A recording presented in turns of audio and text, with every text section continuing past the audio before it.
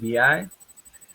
As you know, you have for talks today. The first one is by Reinhard Huss from UBI Lab Leeds and UBI Lab Network. With the paper, or should you assess health in basic income and then conditional cash transfer experiment? So the floor is yours. Reinhard, welcome. Do you hear me? Yes, I can hear you. Thank you for the introduction. Shall I start?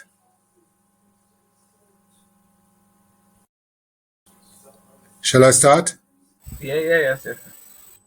Okay, so welcome and greetings from Leeds, sunny and cold Leeds at the moment. I'm a retired public health academic. And the presentation is how should we assess health in unconditional cash transfer experiments. Outright from the beginning that, in my opinion, there are not really any true basic income experiments, because it's very difficult to test the financing of basic income in time as the implementation and national experiment. It will be difficult. So I prefer the term unconditional cash transfer experiment for all these situations, but you can sort of use both. But I prefer unconditional cash transfer experiments. Here are the guiding questions which you may have seen in the abstract of my presentation, so I don't want to read them out.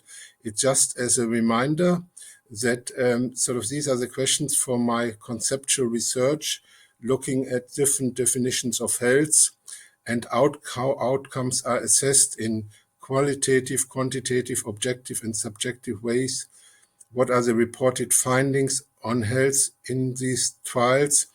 And the main point for this presentation is what are the gaps in our knowledge about health outcomes in these respective trials.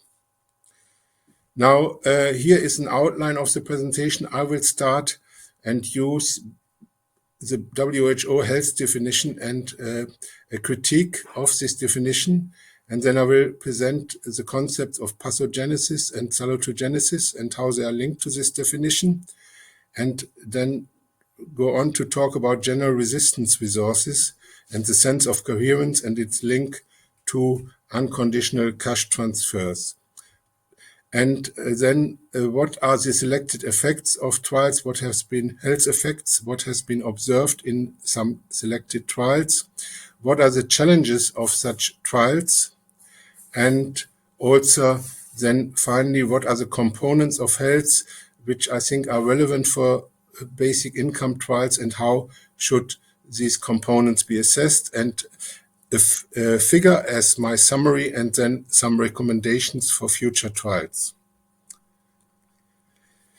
The WHO definition, which was sort of published in 1948 when the constitution of the WHO was published, and in the preamble it states that health is a state of complete physical, mental, and social well-being, and not merely the absence of disease or infirmity. So that is the definition of WHO, which is widely recognized and accepted. And on the right side of this slide, you see a sort of photo from Geneva. And this is a sculpture commemorating the eradication of smallpox. You can see a person vaccinating a child. And in 1979, the eradication of smallpox was announced through a global vaccination campaign. Why do I present this slide here?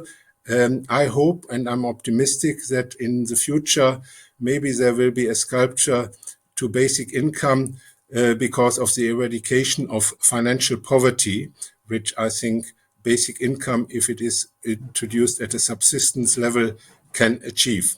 So that is the link. and it's also a nice sculpture.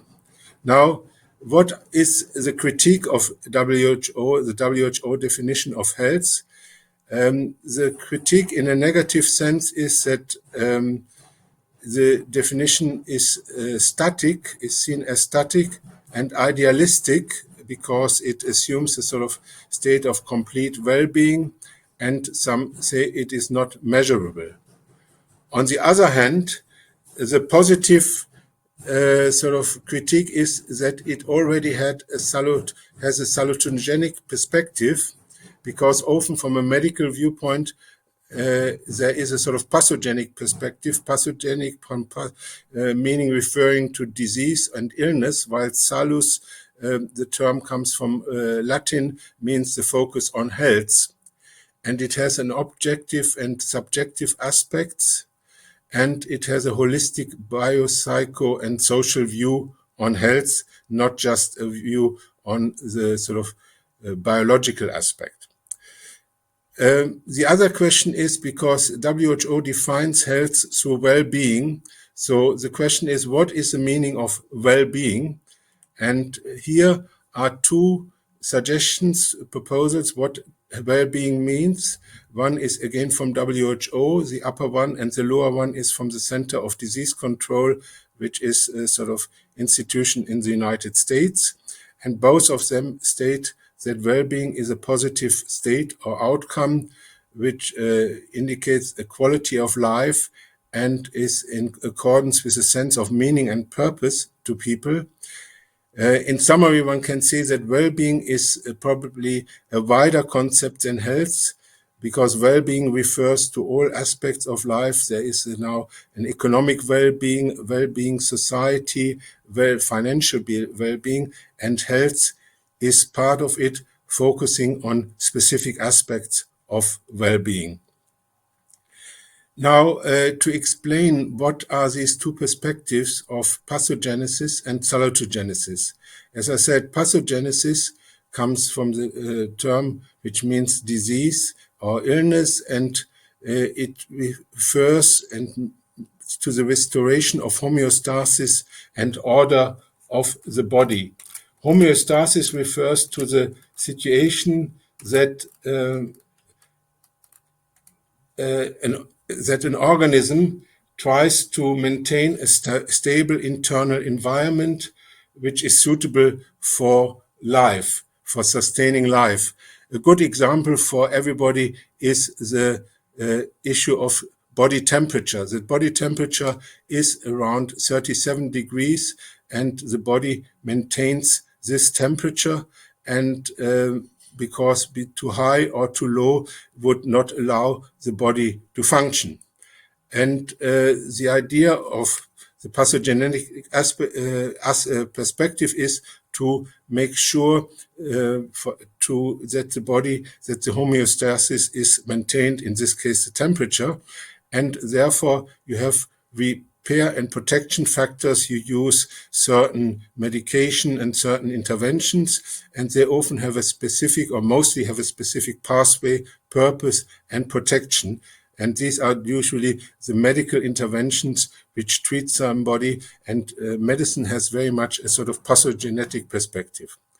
The salutogenetic perspective, which was first created by or proposed by a person called Antonovsky, I come back to him, is the ability to deal with heterostasis and disorder of the social and natural environment. So coming back to the example of the temperature, so the temperature in the outside world varies enormously, and the body needs to protect, the person needs to protect himself or herself from these different temperatures in order to maintain it. And so the salutogenetic perspective is, how can somebody protect herself or himself from this heterostasis in the outside world.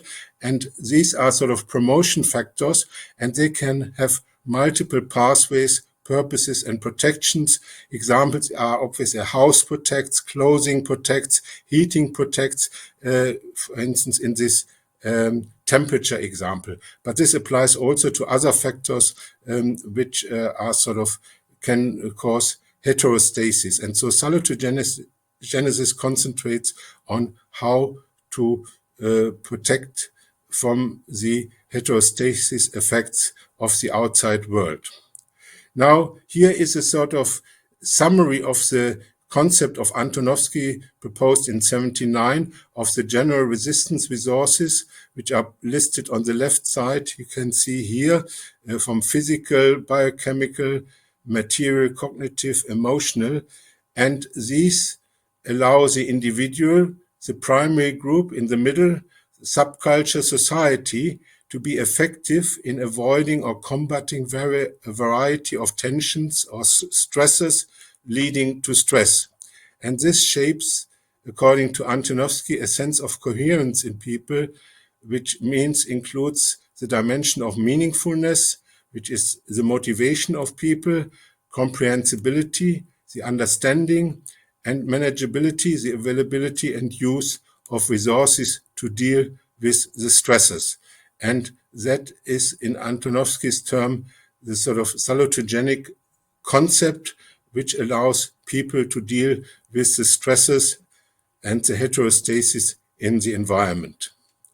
Now, I suggest that unconditional cash transfer, or UBI, is the ideal general resistance resource because of the fungibility of money, which can be used in many different ways according to the person's view what is necessary in order to deal with stresses in the environment. However, for trials, this poses a challenge to research the health effects because of the diverse and different uses of basic income by recipients. So it is not, as in conventional research interventions, one intervention, but the individual decides how cash is used in her or his circumstances. Now, in terms of reports about health effects of cash interventions, universal cash transfer, unconditional cash transfer interventions, you can see here some review studies which I have listed, which show that the cash transfers have a positive effect on several aspects of health as it is conventionally measured and assessed. But there are also sort of some gaps in our knowledge, such as mortality. There is no study done. Certain like depression here in this study, a Cochrane systematic review, the findings are uncertain. However, another review states that there is improved mental well-being, and another one here at the bottom that there is reduced stress and anxiety. And that is normal for the evolution of academic knowledge. There will always be gaps and there will be contradictions. It's not as if one study can answer this question. Gradually, it is evolving and the knowledge is increasing and eventually consolidated. However, what are the challenges of unconditional cash transfer health trials? The number of participants are often small, which doesn't help to get a sort of identify a strong effect, a significant effect. The duration is often short, with 1 to 3 years. The context is diverse where these trials take place, and it's relevant for the effect. The randomization with control groups is difficult, and the subjective process and outcomes are often under-investigated or not investigated, and some health components, I come back to this, are rarely considered. However, there is also a positive potential that in my assessment, all unconditional cash transfers have a health effect. There are unrecorded health effects because of the health promotion due to unconditional cash transfers, and we should consider it more in all cash transfer trials which are implemented, that there may be a health effect, and it should also be investigated. Now, what do I mean by health components? As the WHO definition states, there is a general health, and this is defined by included the components of physical, mental, and social health, as you can see in the left column. And also there is sexual and reproductive health, which I see as a subcomponent of physical, mental, and social health. But I mention it here specifically because there are quite a few trials done in this respect in cash transfer and unconditional cash transfer trials, which show quite some positive effects on the health of people. And then I would suggest, which is not widely accepted, but only in some countries such as New Zealand, we should also consider spiritual health. And I suggest that we should consider also some additional indicators for health, such as what I mentioned, the sense of coherence proposed by Antonovsky as an overall health measurement, and also time autonomy, not only healthy life expectancy as is normally considered, but do actually people feel they are in charge, in control of their time. Then in terms of social health, we should consider trust at various levels and electoral participation as indicators of social health. And finally, we should consider spiritual health as sort of indicators of where you can use fulfillment and meaning, that life has meaning for people, as indicators. So instead of a summary in words, I have presented here the sort of figure which tries to show what unconditional cash transfers can do. On the right side, you can see the sort of pathogenic perspective, where people may have better access to healthcare and healthcare services, which are sort of better described as illness services or disease services, because they are actually not health services. Then they may allow people to sort of deal with disease prevention. A good example for this is vaccination, which prevents disease, and then health protection. A good example are condoms, the use of condoms, but also recently with COVID, the use of masks. But then on the other hand, on the other side of the slide, you have the health promotion aspect, which in my opinion, my assessment, is under-assessed in unconditional cash transfer trials. And there are the general resistant resources which allow people to deal with, as I said, the stressors of the environment. And we may also have good health services, which again are probably not so widespread, but they could be promoted. I see sort of courses in meditation, for instance, as one health promoting service. And then in the center, you have the sort of, at the top here, the environmental determinants of health, which is the public health perspective from a population perspective. But then for cash transfers, we should also and especially consider the individual perspective and the individual determinants of health, which are influenced by the individual and which are determined how individuals use their cash transfer. And as I said before, I think this aspect is under-investigated, and the use can then lead to improved mental, social, physical, and spiritual health, and therefore then overall health. So my recommendations are, in terms of future trials, the focus should be on neglected salutogenetic process and outcome of unconditional cash transfers, and consider measurement of sense of coherence. This is a reference to an article about how this can be done. And then the focus should also be on individual perspective of determinants and of health, how individuals reason to use the cash transfer in order to strengthen, improve, and protect their health. And consider that health promotion exists in all unconditional cash transfer trials for potential health research. So even if the trial is not about health, one should consider that the cash transfer can also promote health and may, in order to strengthen the evidence, include this in the trial. And finally, include social and spiritual health as part of the health research in unconditional cash transfer trials, because there seems to be a strong focus on mental and physical health. And that's the end of my presentation. I would like to thank for your attention. Thank you. Thank you, Ryan. So let's move on to the second paper, Universal Basic Income Viewed Through the Lens of Salutogenesis, a systematic literature review by Remco Peters from University of Bristol. Peters, the floor is yours.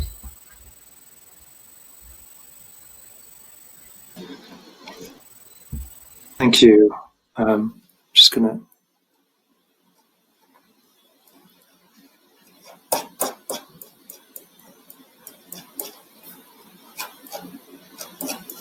can't see my slides on the left.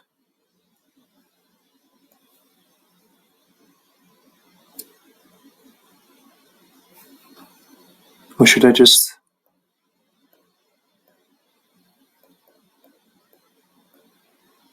I think my slides have been removed. They're at the bottom. At the bottom? There. Yeah, great. Thank you very much. So I'd like to present to you today our systematic review that I did together with Reinhard Huss on how we are assessing basic income through the lens of salutogenesis. I'll try to not repeat too much of what Reinhard has already said, because much of his messages have also informed the approach of our review. So I think for most of the attendants, I don't have to say that what a basic income could potentially do. It is getting increasing traction in the public debate, as may, for example, ensure subsistence without a job in the formal economy and can promote informal care. And basic income can also potentially strengthen essential healthcare services and health policies.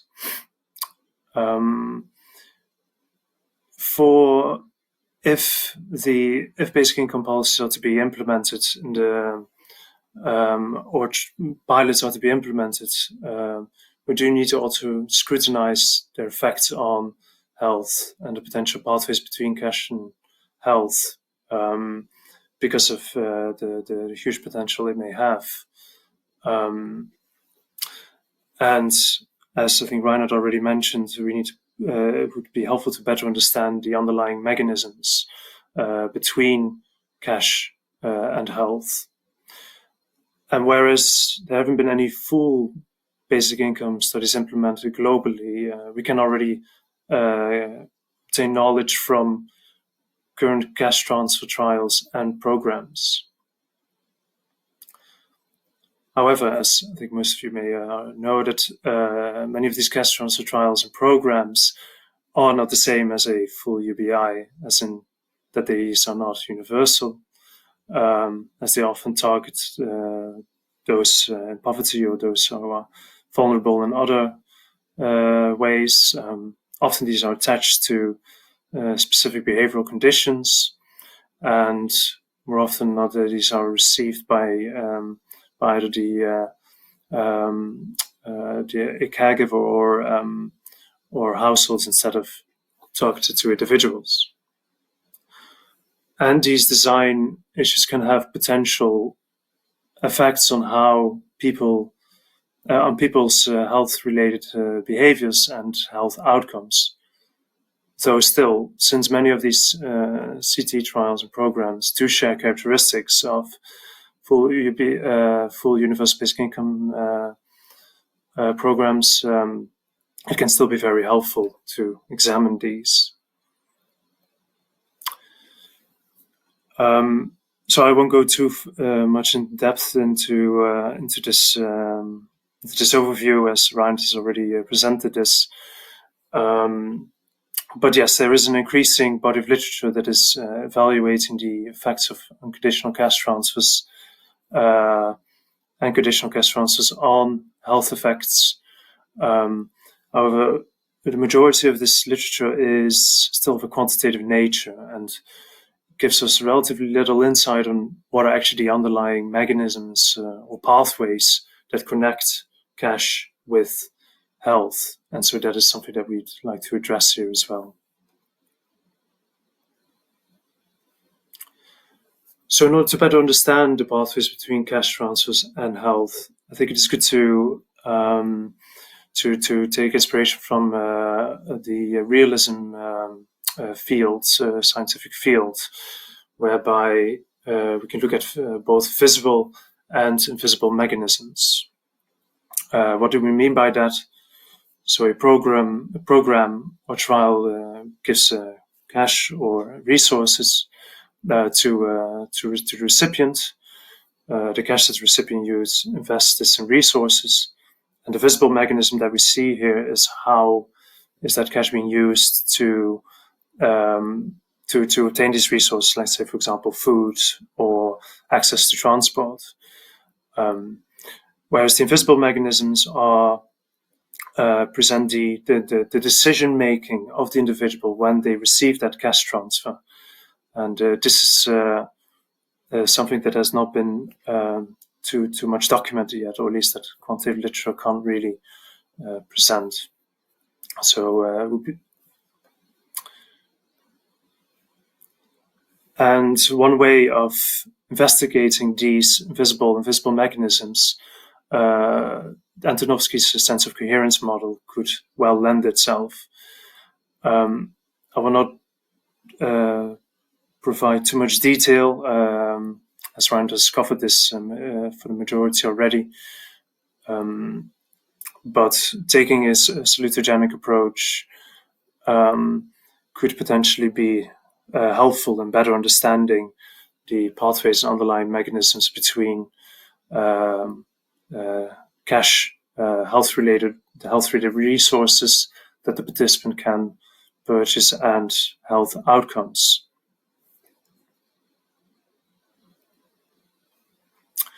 Just to briefly repeat what we mean by what sense of coherence represents, this is a multi-dimensional construct which consists of motivation that describes the meaningfulness, which is the motivation of a person to cope with potentially stressful health hazardous situations.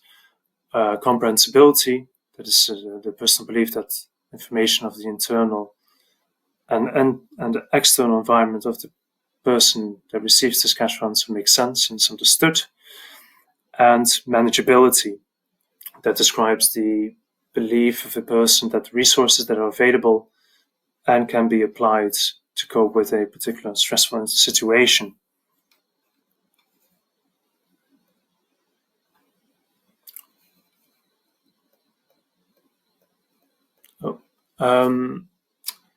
So the sense of coherence concept really highlights the potential of a universal and unconditional basic income for health, and also its potential limitations. And here, as Reinhard already mentioned, basic income mainly addresses the manageability dimension of the sense of coherence, as due to the fungibility of money, it allows basic income recipients or cash transfer recipients to decide how, when, and where to spend their money to attain health-related resources which can be health-promoting.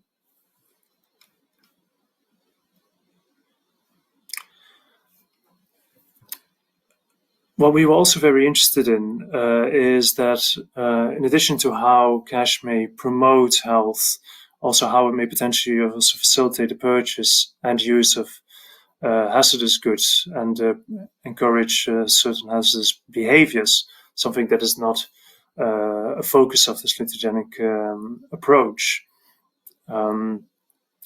Mainly because whereas we, many advocates do, with rightly so, think that with economic security, this can have potential health benefits. This may also well lead to hazardous good consumption. So that's something that we wish to place some attention on as well. And whereas there is a statistical association reported in several studies that often opponents use on between economic poverty and the purchase of and use of hazardous goods, such as alcohol consumption or tobacco consumption. It is unclear whether this is actually cause or a consequence of poverty, and better understanding the mechanisms can inform this process. So this informed the development of a conceptual framework that we've used to assess the different studies for our literature review. I will not go too much into detail, but it basically represents a dynamic process in which a cash transfer is used to purchase multiple health-related resources, such as food, clothing, housing, that would have certain health functions, and that eventually contributes to a variety of different health outcomes. And the arrows really indicate here actually indicate that decision making that is constantly occurring, and those the life experiences that people undergo through that they undergo to get to those the decisions to purchase certain health-related resources, and whether they consider this to be health promoting. So the objectives of our literature review were to examine whether and how cash transfer evaluation studies reported various dimensions of health, and whether these explored the use of health-related resources, such as food, clothing, and more informal resources, such as investing in social connections. We also wish to explore the utility of the sense experience model to understand the visible and invisible mechanisms between cash transfers and the various dimensions of health. And we wish to also consider the use and effect of goods and behaviors that are potentially hazardous to health. So I'll briefly go through the methods. We approach this via a hermeneutic, systematic review process, which is mainly a cyclic reviewing process that consists of consistently repeating, searching and analysis of studies that focus on achieving a deeper understanding. And we did this through the combination of both searches in academic databases, but also via manual hand searches. We started selecting studies from 2017, which was after the umbrella review report got published on effects of cash transfers. This was published by the Stanford Basic Income Center. We mainly focused on qualitative or mixed method studies that evaluated any type of cash transfer on health in its broader sense. This could be both grey and peer-reviewed literature, and for time and practicality reasons, we only focused on studies that were published in English. We excluded studies or programs where the use of cash has been prescribed for health by the program, and we didn't include studies in the context of human disasters. So while this is still a work in progress, we can already present some results of our literature review.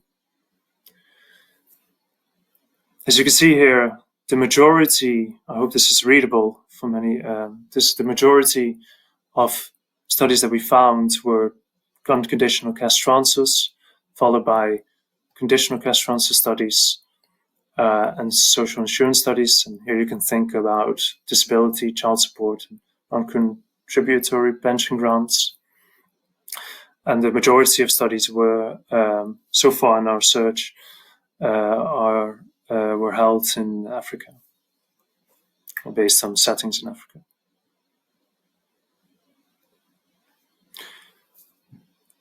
Considering, as you can probably interpret from the first slide, many of these were targeted and targeted mainly vulnerable groups, such as poor, labor-constrained households, often having orphans or vulnerable children under a certain age, pregnant women, adolescent girls, people with a disability, or elderly, and very few actually took that universal approach.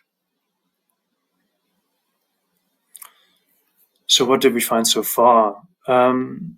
Thinking back about,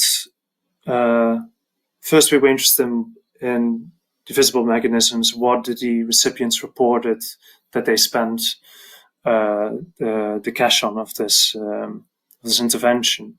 And perhaps not surprisingly, food was a main resource that they invested in, followed by education, predominantly for education for their children, which also due to the some of the conditional cash transfers were conditional on school attendance and some of the child grants, so that may also partly explain that figure. But it was a recurring theme that in many cash trials, the level of the cash transfer was perceived to be fairly low, so people could really only spend it on essential a resource that they thought to be essential.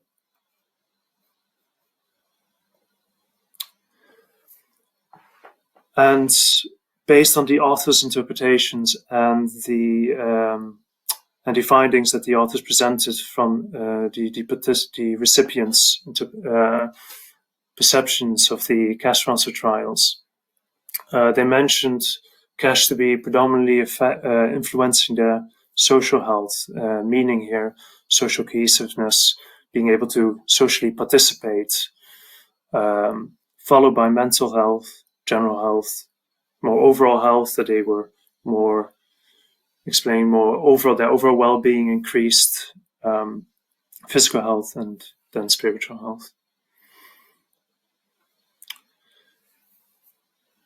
So yes, with general health, they mainly mentioned overall well-being. Sexual health, I have this positioned here, but this could also be a subcategory or its own outcome category. For physical health, nutrition and disease. Mental health, people mentioned to feel less anxious. Depression by the authors was observed over the course, the reduced symptoms of depression, increased life satisfaction and mental well-being. People felt more socially included, were able to participate more in social events, and generally there was more social cohesiveness within communities, within households.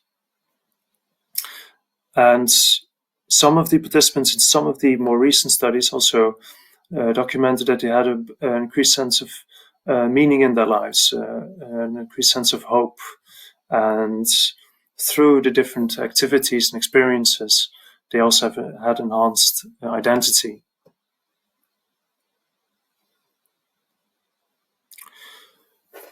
So some of our analysis is still undergoing, but here I'll present a short set of themes and mechanisms that we identified.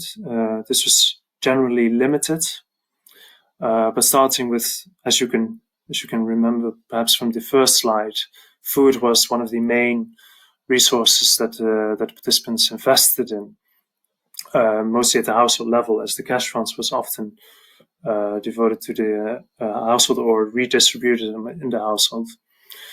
But they didn't only report how the cash was used, so by purchasing food and more food diversity, but also gave some of the reasoning in addition to survival. Also that being able to share food was strengthening social relationships and therefore promoting social health.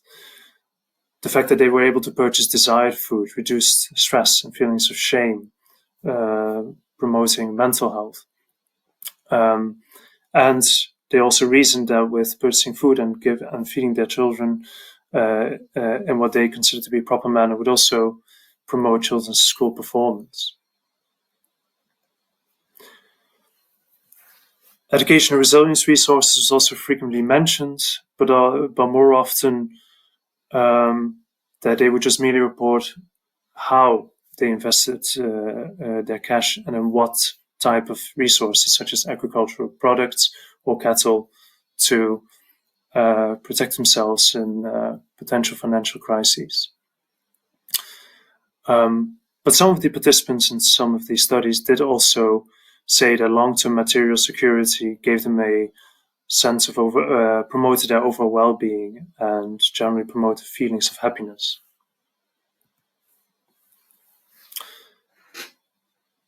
Cash transfers also helped them to have access to medicine disease services. I can see with the time, I'll not go too much into this.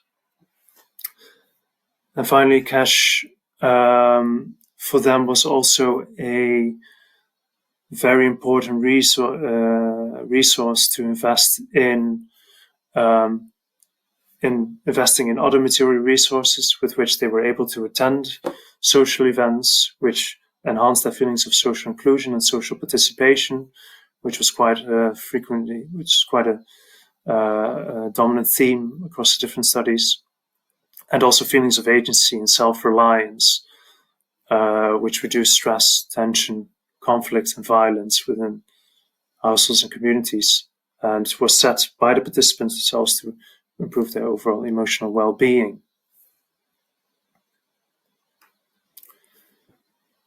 As for health hazardous goods and behaviors, multiple studies actually, recipients of multiple studies actually set to have reduced their alcohol and tobacco consumption. But often this was merely reported that something that happened, but not necessarily explained what the reasoning behind this. Particularly for women, they were less dependent on transactional and risky sexual behaviors. Across the studies, there were adverse reactions towards from family and community members towards some of the participants receiving cash, and I think that this really speaks for the universal element of basic income, where these tensions would potentially be less frequent and less prevalent. But overall, the study gave us limited insight on whether the participants engaged in hazardous health goods and behaviors. Potentially, this could also be because of social desirability bias, but often the author's interpretation was also that, in generally, the goods and behaviors that they invested in were health promoting.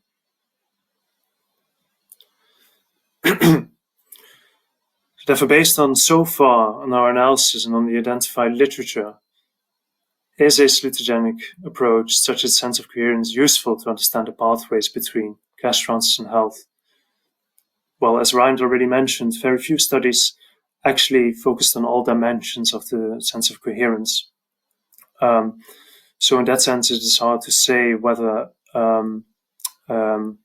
how helpful it is to understand, but from us applying this framework to evaluate the different studies, we thought it was a very comprehensive approach to better understanding the pathways between cash transfers and health from an individual's perspective. And if this were to be applied more repeatedly across different situations, it could really give a helpful insight as to how cash can be used differently by recipients. Okay, so these are conclusions. The qualitative studies gave us already a bit more insight into the use of health-related resources and some insights in the underlying mechanisms, but overall this was still limited. Recipients reported on positive social, mental, and physical health effects and positive social health-related resources. However, information on the pathways and the invisible mechanisms between cash transfers, health-related resources, and health outcomes were still fragmented. So a salutogenic approach could be a comprehensive and complete, give us a comprehensive and complete pathway between future basic income trials and studies and health from an individual's perspective. Thank you for listening. Thank you. You are a little late, so let's move on to the next paper. I saw some questions on chat. I will leave them for Q&A after the whole presentation. So the next paper is Moving Beyond the Mainstream, the Ontology and Methodology of UBI plus Pilots, by Neil Howard and Nick Langridge from University of Bath. The floor is yours. Is it good? Yes. And this is visible? I mean, you tell me if it's not. I'm going to assume that it is. All right. Thank you very much. Afternoon to everybody, morning, evening, depending where you are. My name is Neil Howard. I'm a researcher at the University of Bath.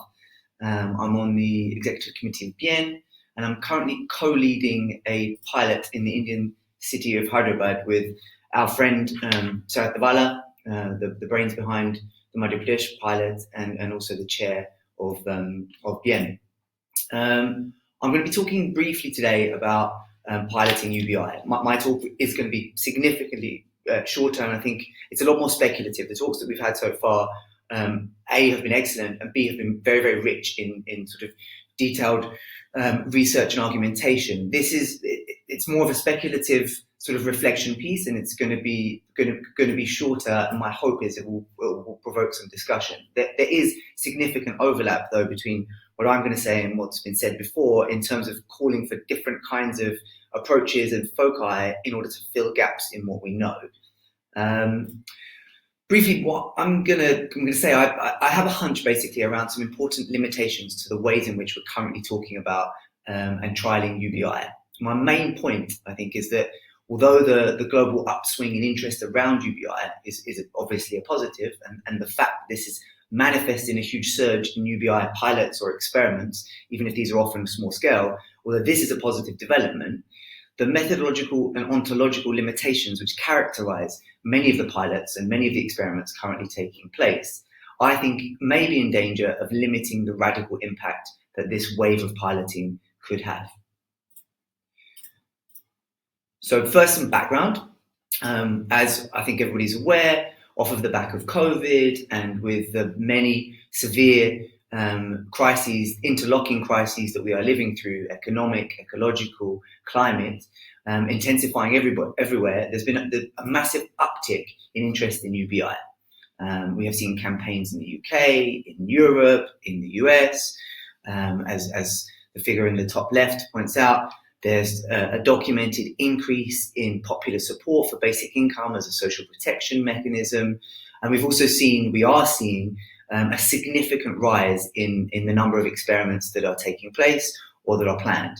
A recent figure that I heard was that in the context of the US alone, something like 40 pilots are either underway or in development. Often these are at city level, they are mayoral led, and they are not necessarily very large, but we are evidently living through a new wave of UBI experimentation, perhaps the largest that we have seen, which is great. And so far, so good. So what's the problem? My sense is that there are a couple and that their implications could be quite significant. The first issue, I think, is that in the main, and with some exceptions that I'll go on to talk about, the thematic focus of most of the pilots that we are seeing tends to be quite narrow. Trials, and particularly trials that are funded by the state, with Finland probably being a classic example here, tend to look at things like the impact on labour time, on people's ability or willingness to get a job, to study further, to some extent, though obviously to a relatively limited extent, as the two papers we have just seen make clear, on mental health and well-being. Now, these are all very, very clearly important things to be looking at, but there are also things that have traditionally been looked at to some extent in previous basic income and current cash transfer pilots. They're also not terribly radical for reasons I'll go on to explore. Secondly, the methods that tend to be used in basic income experiments are quite restrictive. As I think probably most of us are aware, pilots are usually designed as randomized control trials, which basically means that randomly selected individuals are separated into treatment groups and control groups. One receives the basic income, one does not, and because of their putative similarity, robust statistical conclusions can be drawn about what happens and to a certain extent why. The issue with this, of course, and again I'll go on to say a little bit more about this in due course, is that RCTs only allow for limited empirical investigation. They can't offer the experiential or causal depth of detailed qualitative tools. They really don't allow for the development of sort of emotive, campaignable narratives, nor can they account really for much, if anything, that happens at a collective level. So I think you can kind of combine these two drawbacks, if you will, in saying that the mainstream of basic income piloting, of experiments which are currently taking place, tends to individualize. They focus on a limited number of individual effects, using methods which are designed specifically to study isolated individuals. Why is this a problem? I mean, well, the inclusion here of the Bien cover 2022 Crisis and Transformation, I think, says it all, really, for me. Like, fundamentally, a large body of well-established UBI theory, and certainly in my experience, but I'm aware this is also the experience of others, the majority of UBI activism tells us that UBI could be massively impactful at collective as well as individual level. More than that, it argues that this collective impact could be so great as to be socially transformative. Now, in part, such a transformation or such transformations are envisioned as an aggregate of the many individual transformations that may take place under conditions of a generalized UBI. But in part, these transformations are conceived as a bigger, better sort of emergent phenomenon that arises from the interaction between all of the many individual changes that take place and the structural shifts that theoretically these could affect.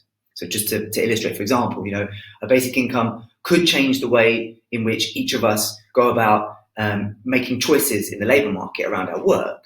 But this set of individual aggregated changes could trigger a transformational change in the role that paid work plays in our society, for example. So the critical issue as I see it, and my basic point here, is that much of the current wave of basic income piloting, I fear, unfortunately runs the risk of selling itself and UBI as a potentially transformative policy a little short. Because although people claim, and I'm completely sympathetic to these claims, I share them, that UBI has the potential to push social structures in more progressive ways, advancing gender justice, possibly racial justice, even climate justice. The reality is that most of the pilot research that's currently taking place can't really meaningfully tell us much about this. It certainly can't tell us whether or not this is going to be the case. And that's obviously problematic when we are living in the context of massive, structurally determining interlocking crises, existential crises, ultimately, the response to which has to be transformative or we are in trouble, to say the very least. So briefly, just a little sort of divergence before I go on to what I think my plea, if you will, about what we can do about this. Like, what underlies this problem? You'll probably have guessed from the picture in the top left here. I think the first thing to say, the fundamental thing to say, is basically neoliberalism, right? Contemporary policymakers and the ideological and institutional systems that they inhabit typically tend to approach society as a collection of isolated individuals who are out to maximize their utility. I think of the Homo economicus blundering his way brutally through history. This way of seeing the world leads to a misdiagnosis of social ills and sees social ills, collective problems, misdiagnosed as sort of individual ills, viewed through kind of individualizing on often economistic spectrum. And unfortunately, of course, necessarily, state-funded UBI pilots exist within this paradigm, right? Although neoliberalism has been moribund and has repeatedly over decades demonstrated its disastrousness and its many failures and its, frankly, anti-life tendencies, the reality is that the zombie keeps marching on, as we've seen recently in the UK with the election of frankly, mental leaders to take over from the previously mental leaders. The problem, of course, is that state-funded UBI pilots exist still within this paradigm, And so what that means is that the money behind them either wants to establish sort of simple things like whether or not labour market participation increases, market supporting phenomenon, if you will, or it's not interested in or cannot be interested in the more sort of radical and transformative shifts of the kinds that we need. My second point, though, this is slightly more speculative than that, and to that extent possibly more interesting. My sense is that for all of its unquestionable progressiveness, UBI theory and UBI activism may be playing a part in creating this problem a little bit for itself. Because however progressive it may be, and undoubtedly it is, inspiring, it certainly is, much UBI writing, I would actually go as far as to say most UBI writing, and a lot of the activism that builds on that, also remains somewhat individual focused. In the end, ultimately, the ontology underpinning UBI theory, I think, is essentially liberal. In other words, it assumes that human beings can be understood as these separate, individual, complete beings, and it seeks to create a better world through supporting better interaction, if you will, between them, with greater freedom, greater justice, whatever it might be. And this is fine as far as it goes, but my hunch is it runs the risk of playing into neoliberal hands, ultimately making it easier for UBI pilots to be designed, framed, analysed, interpreted in more individualising ways that sort of exclude the more radical, collective and transformative possibilities that are obviously associated with UBI in theory. I don't know if you can hear that drilling that is happening outside my window. I sincerely hope not. So what can be done? If we agree that this is a problem, then what can we do about it?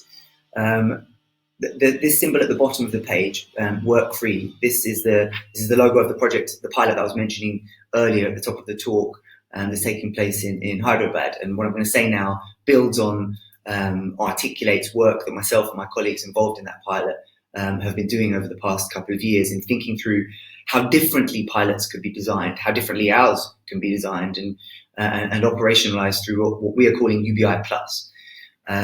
So, I mean, the first, most fundamental, most obvious piece is for more radical questions to be asked. I think it's so simple, it's so obvious, it's so fundamental, and it's still not happening massively, right? Most pilots, as was mentioned previously in one of the other sessions, aren't really looking at the potential impact on climate justice, aren't really looking necessarily at the impact on racial justice. Now, to some extent, this is changing. The Compton Pledge, for example, taking place in the US, explicitly roots its investigations in theories of racial justice and of reparations, which is fantastic and beautiful and very, very important. But it's not the mainstream. Right? The mainstream is still asking relatively simple questions. And my suggestion, my plea ultimately is, even if we have to smuggle them in, let's ask the more radical questions. Secondly, from a design perspective, sort of how can we go about asking these more radical questions? I think kind of methodologically, the most important shift would be to push for more and more community saturation trials which take place across entire communities rather than with isolated or randomly selected individuals. This would enable us, I think, to empirically examine the collective effects that many of us anticipate UBI generating, as well as, quite importantly, exploring the unanticipated emergent effects that may not yet have been foreseen. I think this is vital in the sense that, I mean, if we reasonably assume that the collective impacts of a UBI may be even more beneficial than the aggregate of individual effects, then being able to demonstrate this is going to be vital for any advocacy efforts that emerge from a pilot. And I recognise that this is more and more recognised. People see this, and more people are wanting to develop community trials. I also recognise that that's extremely hard work because they're often very, very expensive. But there is a lot of money sloshing around here, and it's not always expensive or as expensive as one may anticipate. So I think critically setting up community studies that allow us ultimately to some extent simulate a UBI world, if you will, rather than just the impacts of UBI on one individual from whom we then extrapolate information. Related to this, I think we need to move in the direction of more qualitative research. I'm obviously biased. I'm basically an anthropologist by training, and my statistical competencies are extremely limited. So that caveat is there and is on the table. But that notwithstanding, it's also clear that while statistics can do a lot, they can only do so much. They can only go so far. And this is also true with RCTs. I think if we are interested in like deep sociological explanation and understanding of what happens, particularly what happens interactively in something like a community trial, then we are going to need methods that enable us by design to get to depth. So I'm thinking things like ethnography, action research, and obviously interviews and focus groups. Again, to be fair to piloters, this is beginning to happen more.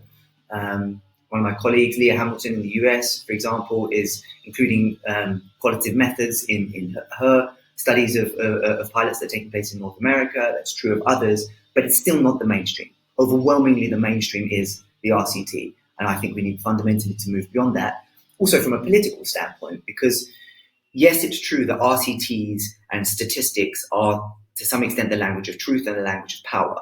But we also know that politicians, those in power, and the public aren't always mobilized by sort of scientifically demonstrable claims to truth. They're also mobilized by narrative. The narrative is much more possible at an individual level, particularly when talking about transformation that is individually experienced within a collective context. And for this, you unquestionably need qualitative material. The fourth piece, as I get towards wrapping up, we need to go beyond cash, I think, basically, in a nutshell. Obviously, in a capitalist society, cash is fundamental. We know this. I don't think any of us would be here if we didn't. And it's clear that providing a material basis for people in a cash world is necessary for any of the emancipatory pathways we wish to walk down. But we also know that cash isn't enough. There's ample research now that shows this. There's ample research on cash transfers, as the two previous presenters, Reinhard and Remco, were pointing out.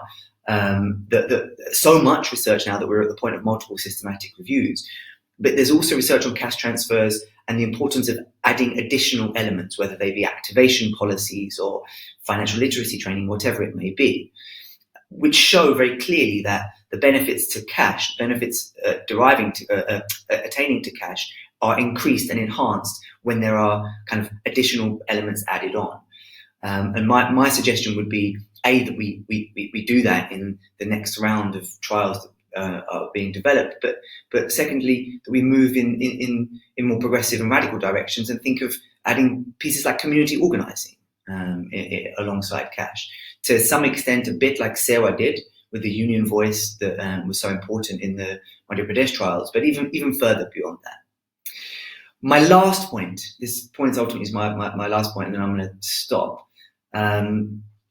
So this is a theoretical point.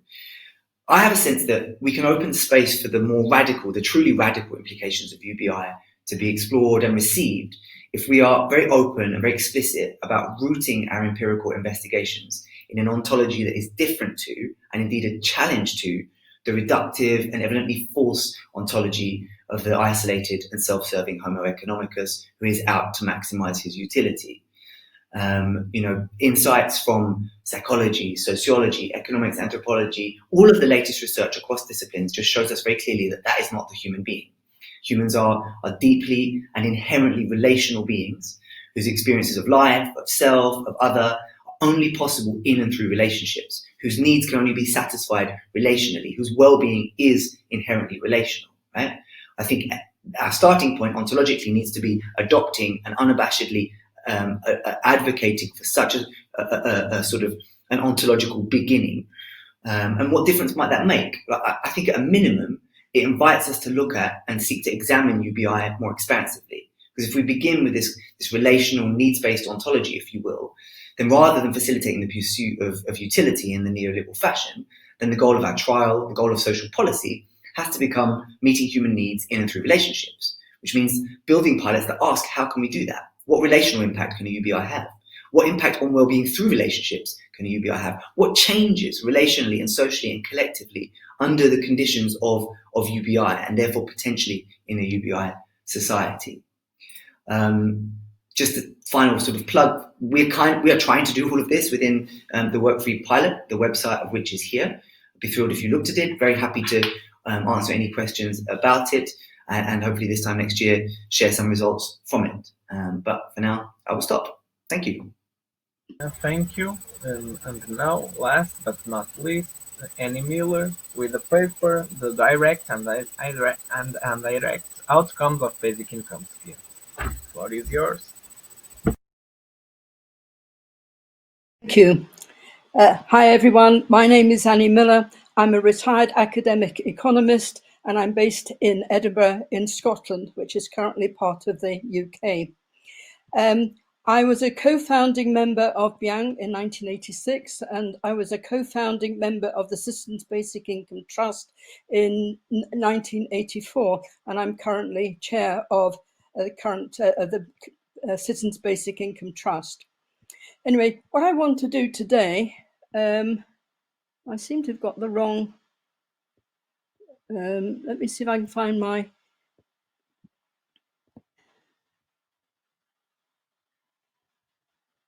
which I think at the end, yes, here we are.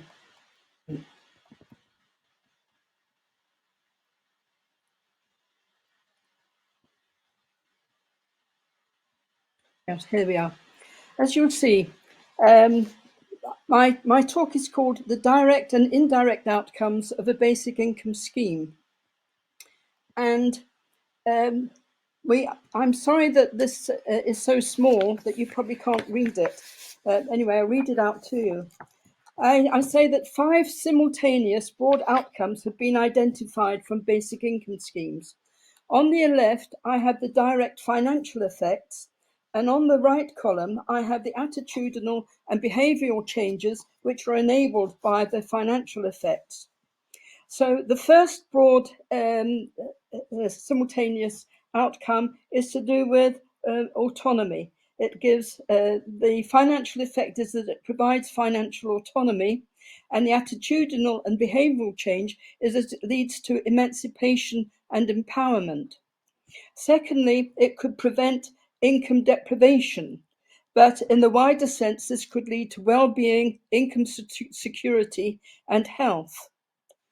The financial effects could lead to a reduction in income inequality, which could lead to a just, inclusive, united society. The work incentive effects could help to lead to workplace democracy. And finally, the effect on administration. On the whole, a basic income should simplify administration, which could lead to greater transparency and accountability. So we have the immediate effects, the financial effects, and then we have the indirect effects, which are the result of the attitudinal and behavioural changes. Now, I want to look at basic income as part of a social protection programme. So a component of a social protection programme, including a basic income, which includes a basic income, could include extra payments on to meet extra needs. It could include extra payments to account for age-related adequacy payments. It could include social insurance benefits, for instance, that have been retained. And it could include other benefits for which basic income is not a good substitute. But anyway, the underlying structure of the benefits will be their individual basis, their universality, and I'm adding uniformity because last year I put forward a proposal in the Congress saying that we should add uniformity to our list of characteristics, and unconditionality. So the structure of the benefits will determine quite a lot to do with the outcomes, but also the amount of the benefit is also going to have a major effect, and the associated source of finance. And I'm going to take as my example a proportional or progressive income tax system. And it could be with tax reliefs in proportion to gross income. The UK suffers enormously from this, but there could also be a further withdrawal rate or taper applied to disposable incomes of the benefit unit from income-tested benefits. And I add this just to show what the effect of these rates should be. When you have what we tend to call a means-tested benefit, but I'm looking just at the income-tested part of the benefit, you have the incomes of the people who comprise the benefit unit are subjected to their normal income tax and national insurance contributions, for instance. And then the aggregated benefits quite often are subject to a further taper or withdrawal rate. And so they are double taxed. And I want to look at the effect of this just to show what the effects are. Now, the stage one of look at these is to look at each component. That's the characteristics or the amount or the type, the source of financing, and identify whether its main factors are for good or ill. So we can take a particular component from a table, which I will show you, and analyze whether that given component has an effect on the outcomes. And it could be an effect for good, or it could be an effect for ill. Then judge whether it's a major or minor financial impact. But we take one cell, for example. I'm going to take the example of the individual basis and its effect on financial autonomy as an example. And in the results I'm going to show, I'm going to indicate major financial impacts in red and attitudinal and behavioral impacts in blue. And table one summarized the results in two parts. Just to get the example, the effect of individual basis on financial autonomy and emancipation and empowerment, the immediate effect is that it grants financial privacy and autonomy. Now, this is one of the things I've been find most important as a woman, because this is what gives women freedom.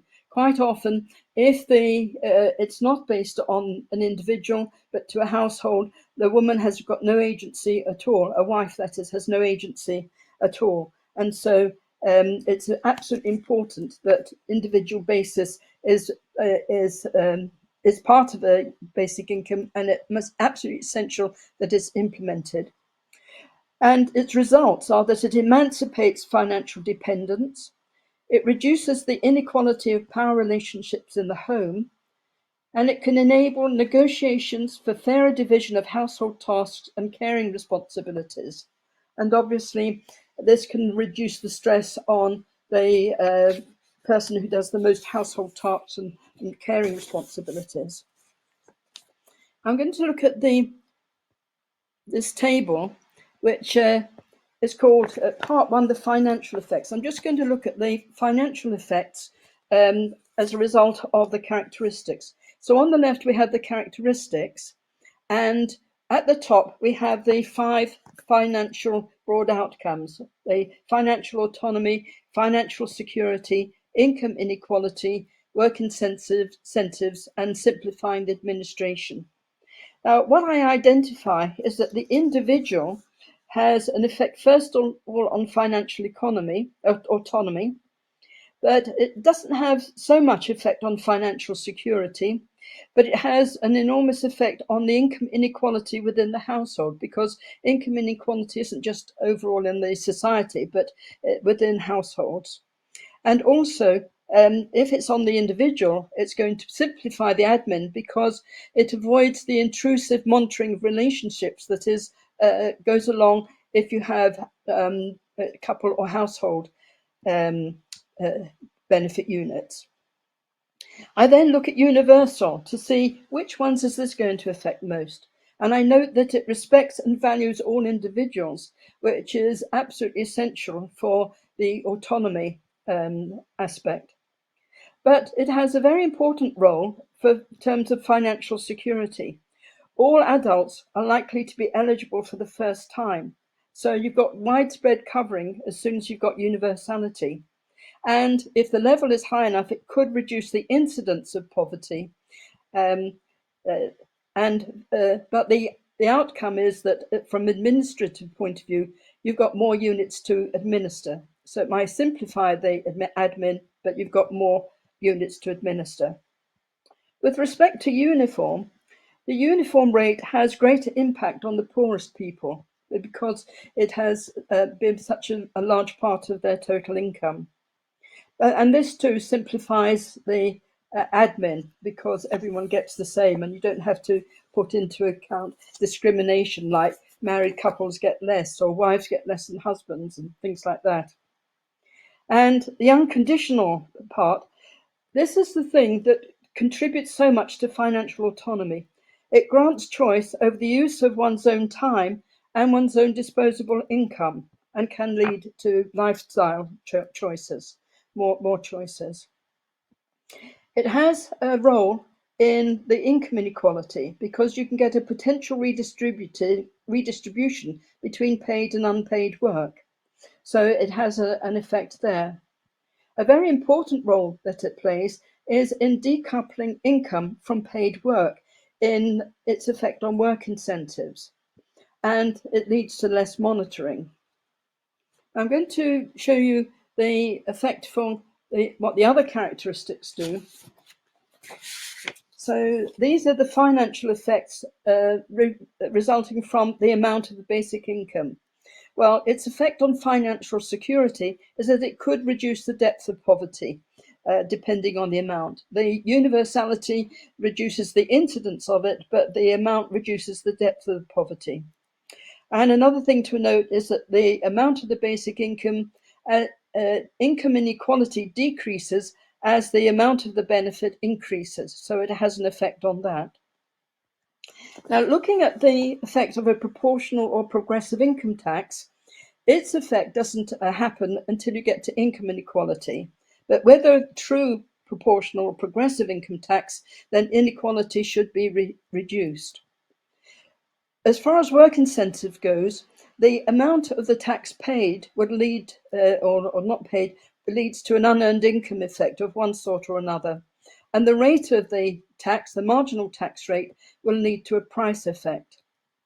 And I note that as far as admin is concerned, a small personal allowance could reduce the number of tax returns that are required to account for things like casual earnings.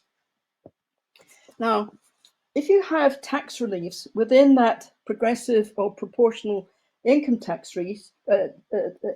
system, and in the UK, these tax reliefs tend to be in proportion to gross incomes, and therefore they are the opposite of a means-tested income system, then you're going to get increased income inequality, and you're going to get unearned income disincentive effects from it. So it has a negative effect. It cancels out all the good work that a proportional progressive income tax is going to do. And the withdrawal rate or taper, first of all, you get no financial security from it because it's so much incorporated inside the income tax system that you have to know what the income resources are each month in order to know what the benefit would be. And it's almost impossible to get all the information together to provide financial security. And in fact, in the UK, our universal credit system, which is very much based on this, leads to enormous problems for recipients because it's insecure. It varies from month to month, and is worse than useless. And the withdrawal rate or taper is both regressive and divisive between net benefit recipients and net taxpayers. And it adds to the disincentive to the work for pay effect. Now, what I want to do now is to look at the effects across the way. So I'm going to go back to this last one, and I want to show you how, let me get my papers back.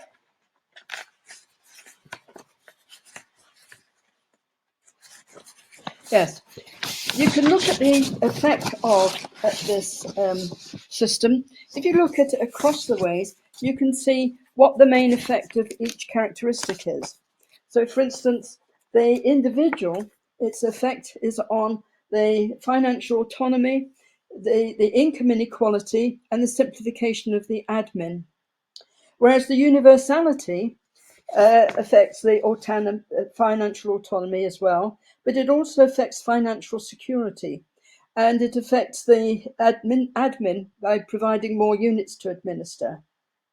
Whereas the uniformity characteristics has an effect on the income inequality And again, it simplifies the admin. The unconditional one is probably the one that has the greatest effect of all. It grants choice over the use of one's own time and income. It has a potential redistribution between paid and unpaid work, and it decouples income from paid work, and also it requires less monitoring. So that really has a very strong effect. If you look at the crossways examples here, for the amount that the basic income can reduce the depth of poverty and decreases in income inequality as the benefit increases. Very important. But the progressive and proportional income tax has effects more on the right-hand side of the table. It can reduce income inequality. It has unearned income and price effects. And I point out that a small personal allowance could reduce the number of tax returns. And with tax reliefs has a very bad effect on income inequality and work incentive effects, as do the withdrawal rates. So there's not, although you can find ways in which each characteristic or each feature affects them all, these are the main ones I would claim of the financial side. Now, I'm going to show you, you're not going to be able to read this, but I hope that you may be able to have access to it in some way. What I've done here is take all those main things, not the two negative ones, and fill in what I think in red are the financial effects, and in blue what are the attitudinal behavioural effects, and to give a view of how things work. Now, if you look at this, it's in two parts, in fact, because I couldn't get everything on the one. So I'm just going to show you what the second half of this is.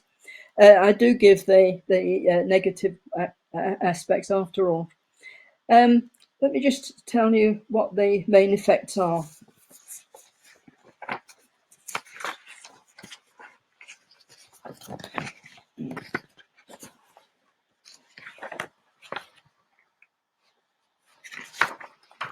Sorry, folks, I can't read that either. It's too small for me, so it's too small for you. And I'm just looking for my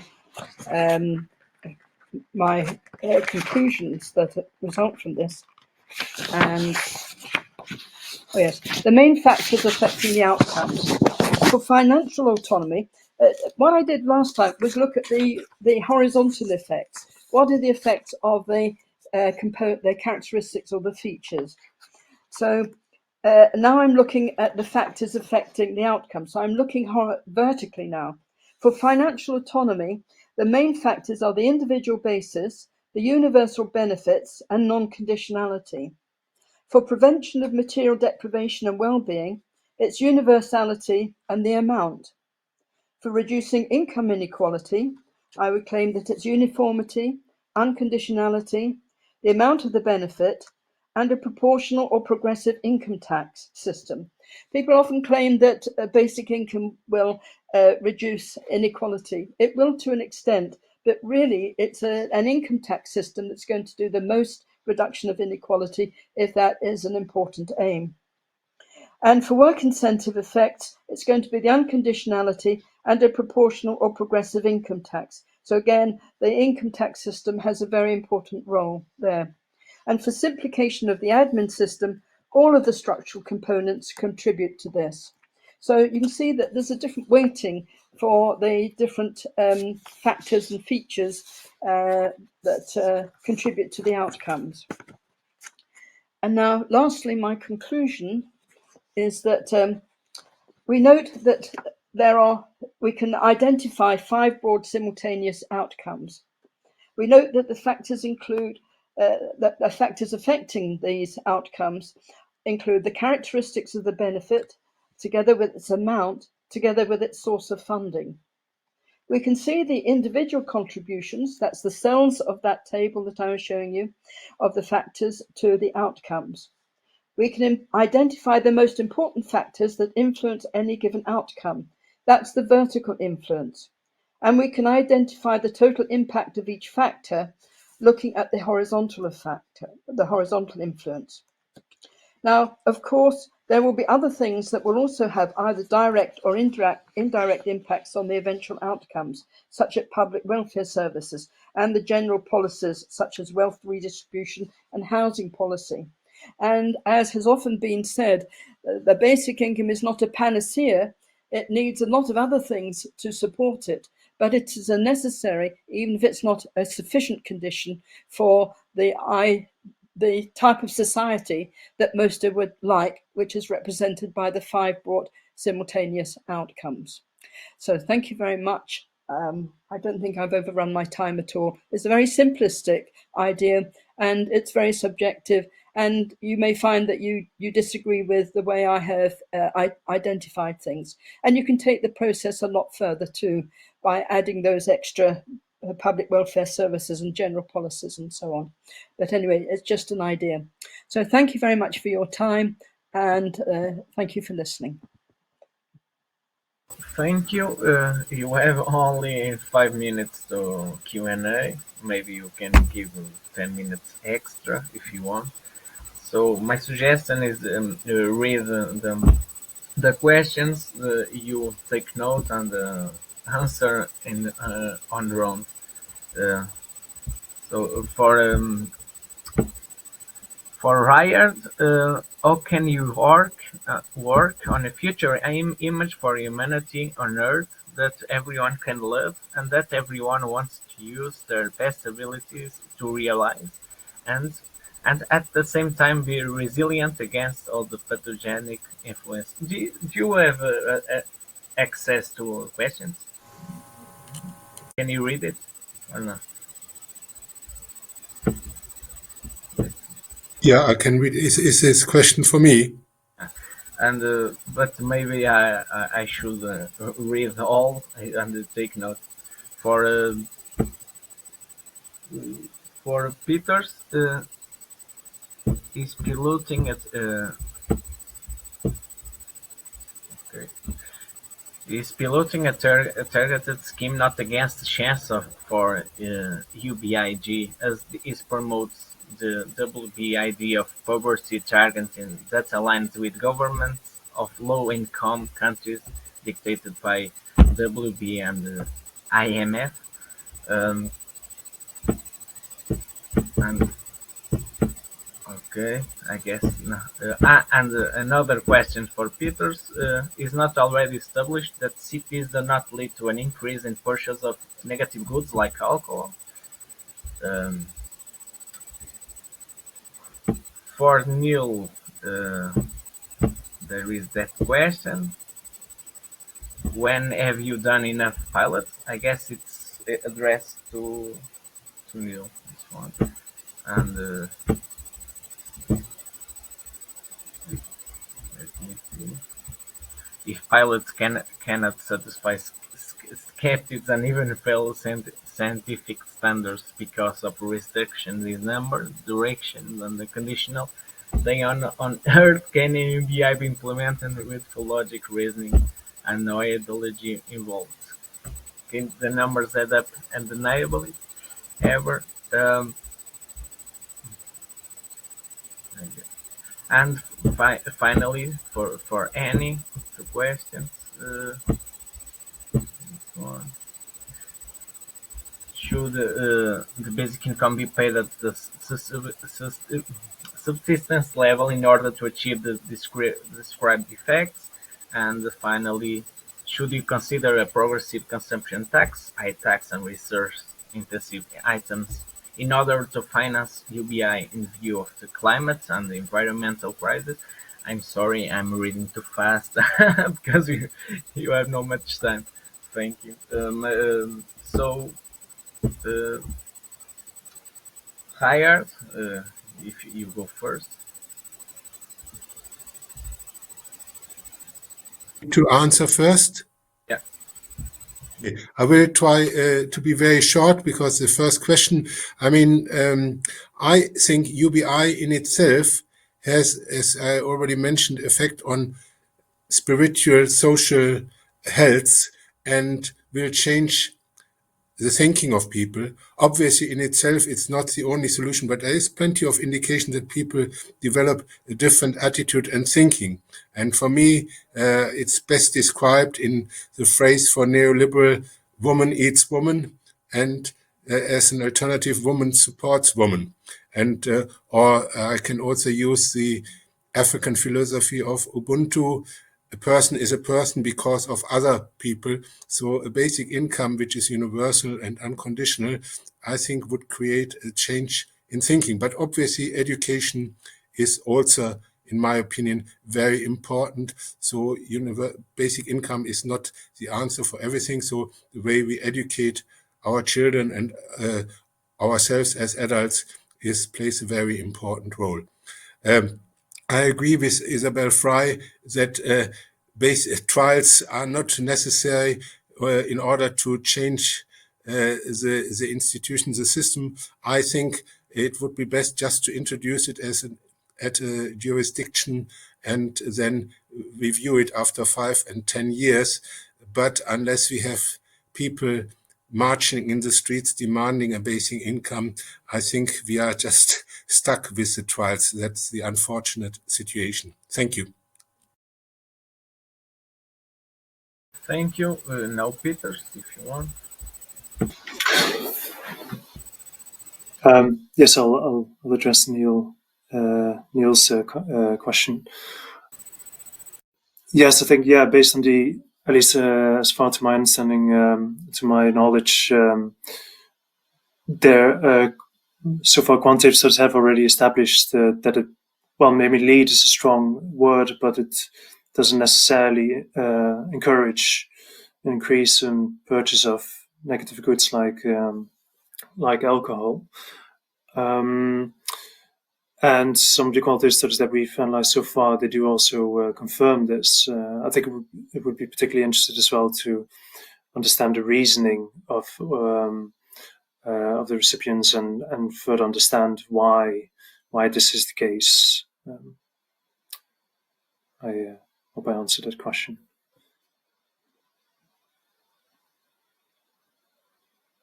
Okay, have you done? Now, Neil. In the written chat and they've gone. So I'm hoping A, that whoever asked the questions got the response, and B, if I... For you, 3 questions. If pilots cannot satisfy skeptics and even... I'm afraid I didn't understand that question, and I put that in my written response. I answered it, but it just didn't make sense to me. If pilots how many pilots are enough?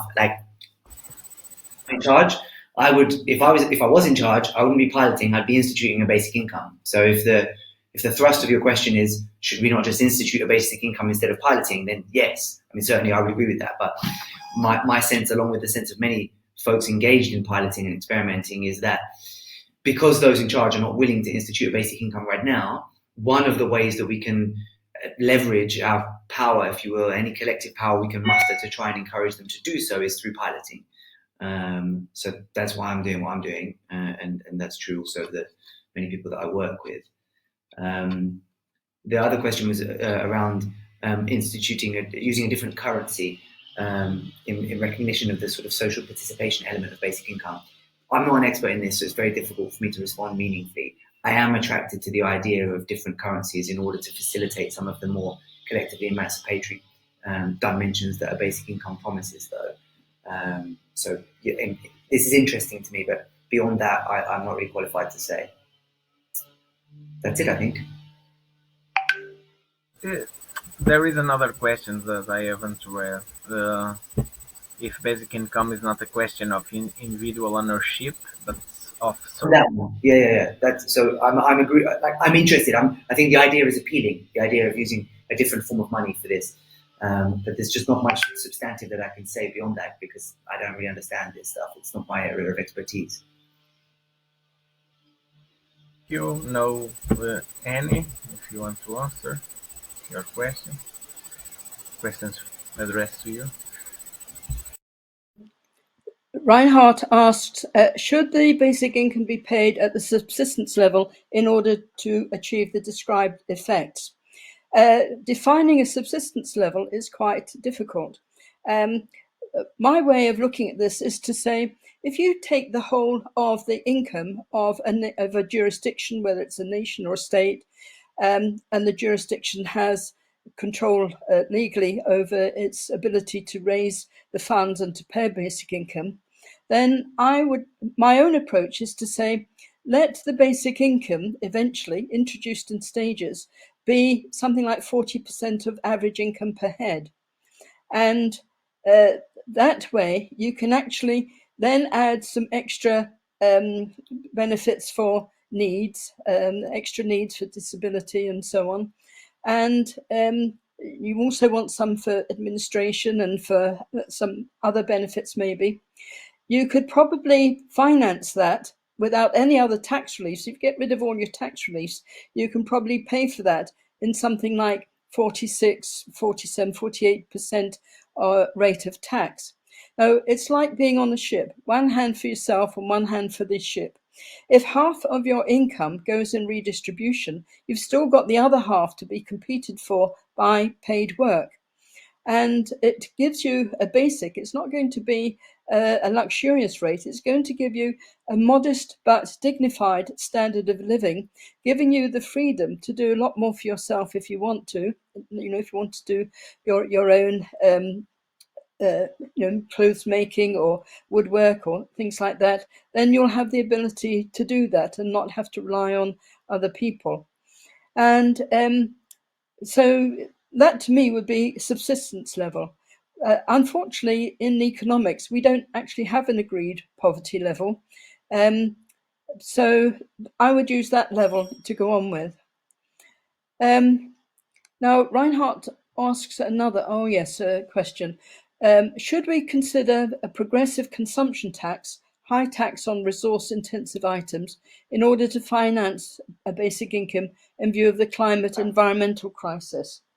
And I would say I'm not in favor of a consumption tax because it does tend to be regressive. It tends to, because poor people spend a higher proportion of their income on consumption than rich people, it's going to have a negative effect on that. I still prefer taxing income, including savings. If you have a consumption tax, you're letting savings going tax-free, and I don't like that. I think that my way of doing this would be to say, pay out your basic income, collect in your income tax, preferably on a pay-as-you-earn level so that you've got a continual stream of it coming in. And then I would keep that aside. I would hypothecate that. And in this way, it means that all your indirect taxes can then go towards your social services. It stops your social services and your cash benefits being in competition with each other. And this is one of the problems that's often raised in how do you make sure that you can keep your social services, like your health and education services. So I'm very much an income tax person. I think income tax is a good thing. It's the price we pay for a good society. And if we keep repeating that enough time, maybe more people would understand it. And it's no good just saying, oh, we want to reduce taxes, unless you say, do you want to reduce your services? Do you want to reduce your access to health service, to free secondary education, to whatever services your country provides? We used to have good services in this country, but they've been halved. They've been reduced and withdrawn over the last 4 decades or so. So sorry, Reinhardt, we still don't agree on this source of the financing for a basic income. But each person has their own preference, and some people like the idea of a land value tax, which I think would be very important. But I would use it for other sources, and I would use it for local taxation, for instance, and towards housing, providing social housing, for instance.